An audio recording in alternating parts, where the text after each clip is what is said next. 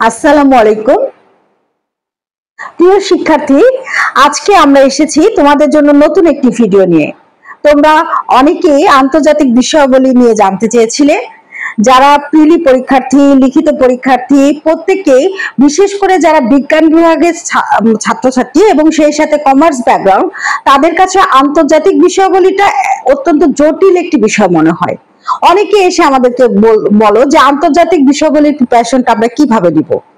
তো সে কারণে আজকে যেহেতু তোমাদের প্রিয় শিক্ষক ইয়ামিন স্যার আছেন, তা আমরা ঠিক করেছি আজকে আন্তর্জাতিক বিষয়াবলী নিয়ে তোমাদের সার্বিক একটি ব্রিফিং আমরা দিব। তো আজকে এখন আর কথা না বাড়িয়ে আমরা এই বিষয়টি নিয়ে কথা বলতে যাচ্ছি। কথা বলবেন আমাদের জনপ্রিয় ইয়ামিন স্যার। জি, ধন্যবাদ ম্যাডাম। সবাইকে শুরুতেই ওরাকল টাঙ্গাইল শাখার পক্ষ থেকে শুভেচ্ছা অভিনন্দন।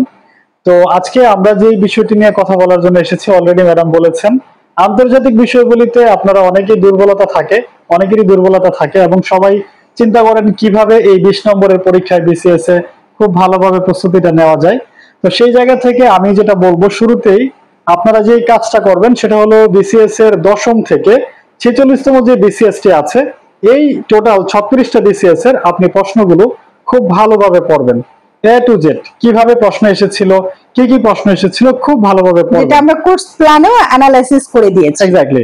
এবং এই প্রশ্নগুলো পড়ার কারণে আপনার যেটা হবে, আপনার একটা ধারণা তৈরি হবে কিভাবে প্রশ্নগুলো এসেছে এবং কিভাবে আসতে পারে। ফলে আপনি বাদ দেওয়াটা শিখতে পারবেন। বিসিএস এ আন্তর্জাতিক বিষয়গুলিতে ভালো করার প্রথম শর্তই হচ্ছে আপনাকে বাদ দেওয়াটা শিখতে হবে। কি আসতেছে কি আসবে না এটা আপনাকে আগে জানতে হবে। তো এটা তখনই তৈরি হবে যখন আপনি এই বিগত বছরের প্রশ্নগুলো ভালোভাবে পড়ে ফেলতে পারবেন। এখন একটা বিষয় মনে রাখবেন, আপনি যখন পড়তেছেন তখন 10ম থেকে 46তম বিসিএস এর প্রশ্নগুলো এ টু জেড খুব ভালোভাবে পড়ার পরে আপনি একবার পড়লে কিন্তু মনে থাকবে না। আপনাকে যেটা করতে হবে, এটাকে বারবার রিভাইজ করতে হবে। তো বারবার রিভাইজ করার ফলে যেটা হবে, আপনার একটা ভালো ধারণা তৈরি হবে। চেষ্টা করবেন ব্যাখ্যা সহকারে পড়ার জন্য, এতে করে আপনার ক্লিয়ার কাট একটা ধারণা তৈরি হবে।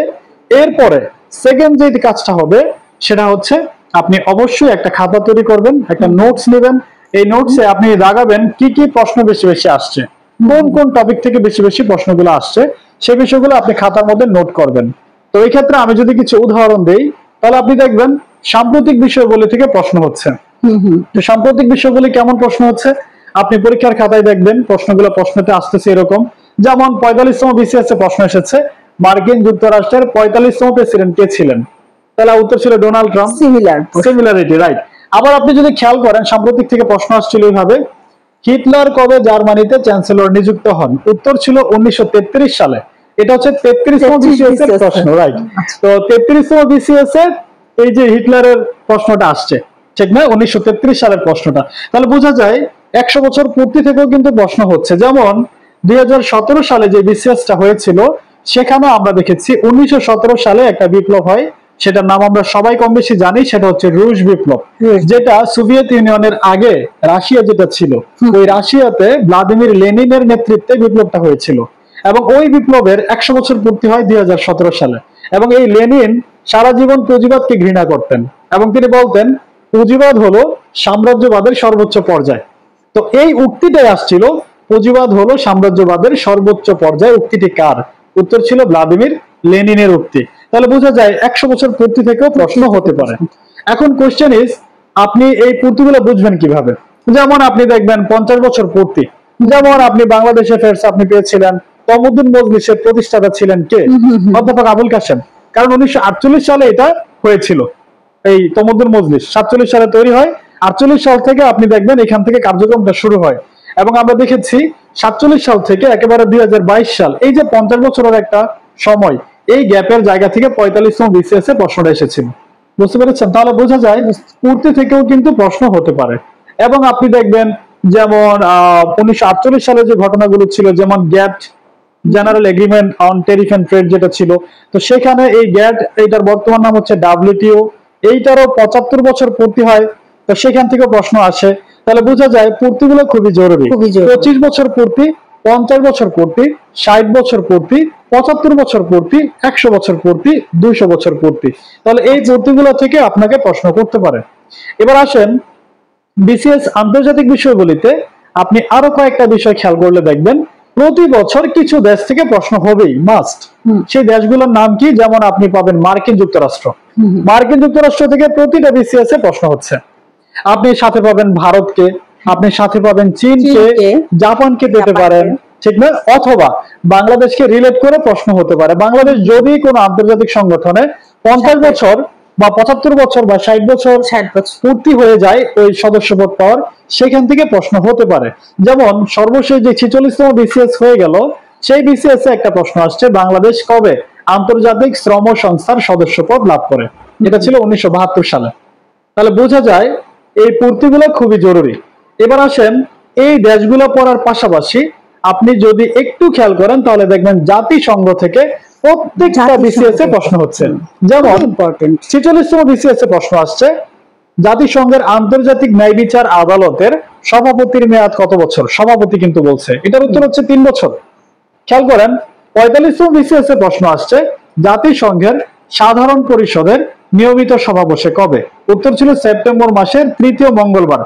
44তম বিসিএস এ যদি আপনি প্রশ্ন দেখেন তাহলে দেখবেন প্রশ্ন আসছে, জাতিসংঘ আলোচনায় P5 বলতে কোন দেশগুলোকে বোঝায়? আমরা জানি P5 এর দেশ হচ্ছে বেসিক্যালি 5টা, মানে পার্মানেন্ট 5। যেমন আপনি পাবেন Russia, China, France, Britain, United states of America. তাহলে এই 5টা দেশকে বলা হয় জাতিসংঘের নিরাপত্তা পরিষদের স্থায়ী সদস্য দেশ। তাহলে জাতিসংঘ থেকে আমাদের প্রশ্ন হতে পারে। এরপরে আসেন আন্তর্জাতিক আর্থিক প্রতিষ্ঠান। এইখানে আপনি দেখবেন প্রতিটা বিসিএস এ ঘুরে ফিরে বিশ্ব ব্যাংক, আপনি আন্তর্জাতিক মুদ্রা তহবিল IMF যেটা আছে, আপনি দেখবেন ব্রিক্স থেকে প্রশ্ন হচ্ছে, আপনি পাবেন ADB থেকে প্রশ্ন হচ্ছে, আপনি পাবেন NDB নিউ ডেভেলপমেন্ট ব্যাংক থেকে প্রশ্ন হচ্ছে, আপনি দেখবেন ইউরোপিয়ান ইউনিয়ন, এছাড়া WTO, এই যে সংস্থা গুলো আমরা বললাম, এখান থেকে বেশ কিছু প্রশ্ন বিগত বছরগুলোতে বারবার ঘুরে ফিরে প্রশ্ন আসছে। এই বিষয়গুলো আপনাকে খুব ভালোভাবে পড়তে হবে। আমরা জানি বিশ্ব ব্যাংকের অঙ্গ সংস্থা হলো 5টা, এই 5টার ভিতর থেকেও কিন্তু প্রশ্ন আসতেছে। অনেক বিসিএস এ বাংলাদেশ অ্যাফেয়ার্স এর সাথেও আমরা দেখেছি রিলেট করে বিশ্ব ব্যাংক থেকে প্রশ্ন আসছে, অথবা নৈতিকতা, মূল্যবোধ, সুশাসন অংশ এই বিশ্ব ব্যাংক থেকে প্রশ্ন এসেছে। যেমন আপনাকে যদি আমি মনে করিয়ে দিই তাহলে আপনি দেখবেন প্রশ্ন আসছে, বিশ্ব ব্যাংক কবে সুশাসন প্রত্যয়টি প্রথম ব্যবহার করে? উত্তর ছিল 1989 সালে, ঠিক না? অথবা প্রশ্ন আসছিল, বাংলাদেশ উন্নয়ন ফোরামের সমন্বয়কারী সংস্থা কোনটি? এটা 3টা বিসিএস আসছে, তাহলে এটা উত্তর হচ্ছে বিশ্ব ব্যাংক। তাহলে এই যে বিষয়গুলো আন্তর্জাতিক আর্থিক প্রতিষ্ঠানাদি থেকে প্রতিটা বিসিএস এ প্রশ্ন হচ্ছে। সুতরাং আর্থিক প্রতিষ্ঠান যেগুলো বললাম এগুলো পড়তে হবে। এবার আসেন, এই বিষয়গুলোর সাথে প্রিলির সাথে লিখিত কি প্রায় সেম টপিকস গুলো ধরে ধরে পড়তে হবে? আচ্ছা, খুবই চমৎকার প্রশ্ন। আপনি যদি বিসিএস 45তম লিখিত প্রশ্নটা দেখেন তাহলে আপনি দেখবেন যে জাতিসংঘকে রিলেট করে প্রশ্ন হচ্ছে, তার মানে প্রিলি এবং রিটেন হয়ে যাচ্ছে। বিশ্ব ব্যাংক এবং IMF থেকে রিলেট করে প্রশ্ন করা হচ্ছে। আপনি দেখবেন বিভিন্ন ধরনের যুদ্ধ, যেমন রাশিয়া 40তম বিসিএস এ প্রশ্ন আসছিল, আপনি কি মনে করেন রাশিয়া ইচ্ছাকৃতভাবে ইউক্রেন যুদ্ধকে দীর্ঘায়িত করছে? তাহলে বোঝা গেছে আপনি যদি রাশিয়া দেশটাকে পড়েন প্রিলিতে তাহলে আপনার এইখান থেকেও কিছু তথ্য আপনি অ্যাড করতে পারবেন। আবার ধরেন ইউএস থেকে 45তম বিসিএস এ প্রশ্ন করেছে লিখিততে, আপনি কি মনে করেন ফিলিস্তিন এবং ইসরায়েলকে বৃহৎ ক্ষতির সম্মুখীন থেকে মার্কিন যুক্তরাষ্ট্র রক্ষা করতে পারে? এই ব্যাপারে আপনার মতামত তুলে ধরুন। তাহলে আপনি যখন যুক্তরাষ্ট্র সম্পর্কে পড়ছেন আপনার এই ধারণাগুলো কিন্তু ক্লিয়ার হয়ে যাচ্ছে। ফলে আমরা ওরাকল বিসিএস টাঙ্গাইল শাখা থেকে আমরা এই বিষয়গুলো ছেলে মেয়েদেরকে, স্টুডেন্টদেরকে আমরা শুরু থেকে একবারে প্রথম ক্লাস থেকে লাস্ট ক্লাস পর্যন্ত কিভাবে প্রিলি এবং রিটেন একসাথে খুব চমৎকার ভাবে গুছানো ওয়েতে উত্তর করা যায়, এক্স্যাক্টলি সমন্বিত একটা প্রিপারেশন আমরা দিয়ে থাকি ছেলে মেয়েদেরকে। আরেকটা বিষয় মনে রাখবেন, আন্তর্জাতিক পরিবেশ যে রিলেটেড, আমরা জানি বাংলাদেশ পরিবেশ বিপর্যয়ের ঝুঁকিতে বিশ্বে 7ম। ফলে আমাদের IPCC যে আন্তর্জাতিক সংগঠন, IPCC inter governmental panel on climate change, এই IPCC বলছে 2050 সালের মধ্যে বাংলাদেশের 1/3 পানির নিচে তলিয়ে যাবে। এই ভয়ের জায়গা থেকেই কিন্তু বাংলাদেশ সরকার বর্তমানে আমরা দেখেছি বিসিএস, পিএসসি প্রতি বছর আমাদের এই পরিবেশ রিলেট করে প্রশ্ন করতেছে। 3 নম্বরের প্রশ্ন, যেমন এই বিসিএস ও 3টা প্রশ্ন আসছে 46তম বিসিএস এ। এইখানে সবচেয়ে বেশি গুরুত্ব আরোপ করা হচ্ছে আমরা দেখছি কপ সম্মেলন, যেটা কনফারেন্স অফ দ্য পার্টি, যেটা 1995 সাল থেকে হয়ে আসছে, এবং 29তম COP29 যেটা, এটা হবে আজারবাইজানের বাকুতে। তাহলে বোঝা যাচ্ছে এই কপ সম্মেলনগুলো খুবই গুরুত্বপূর্ণ। এছাড়া আপনি পাবেন কনফারেন্স গুলো, যেমন আপনি রামসার কনভেনশন পাবেন, আপনি ধরিত্রী সম্মেলন পাবেন, আপনি মন্ট্রিল প্রটোকল পাবেন, আপনি কার্টাগেনা প্রটোকল পাবেন। এই যে প্রটোকল গুলো আমরা বলছি, এই সবগুলো প্রটোকল থেকে বিগত বছরগুলোতে ঘুরে ফিরে প্রশ্নগুলো এসেছে। তো যাই হোক, আমরা ভিডিওটা লেন্দি করতে চাচ্ছি না। ইনশাআল্লাহ পরবর্তী কোনো ভিডিওতে আমরা আরো বিস্তারিত নিয়ে আসব। আর তারপরেও কেউ যদি ডিটেইলস জানতে চান, অবশ্যই ওরাকল বিসিএস টাঙ্গাইল শাখায় আসবেন। আপনাদের প্রিয় স্যার ইয়ামিন স্যার নিয়মিত ক্লাস নেন, আপনারা ডিটেইলস জানতে পারবেন। সেই সাথে কেউ যদি আমাদের বিগত সময়ে স্টাডি করে থাকেন, গ্রুপ স্টাডির প্রয়োজন হয়, আমরা অবশ্যই আপনাদের সাথে আছি। আর এতক্ষণ পর্যন্ত এত চমৎকার একটি বক্তব্য এবং উপস্থাপনা রাখার জন্য, আন্তর্জাতিক বিষয়াবলী নিয়ে একটা সাজেশন মূলক অনেকটা ক্লাস হয়ে গেল, এটার জন্য অবশ্যই ইয়ামিন স্যারকে অসংখ্য ধন্যবাদ। আর সেই সাথে তোমাদেরকেও ধন্যবাদ এতক্ষণ শোনার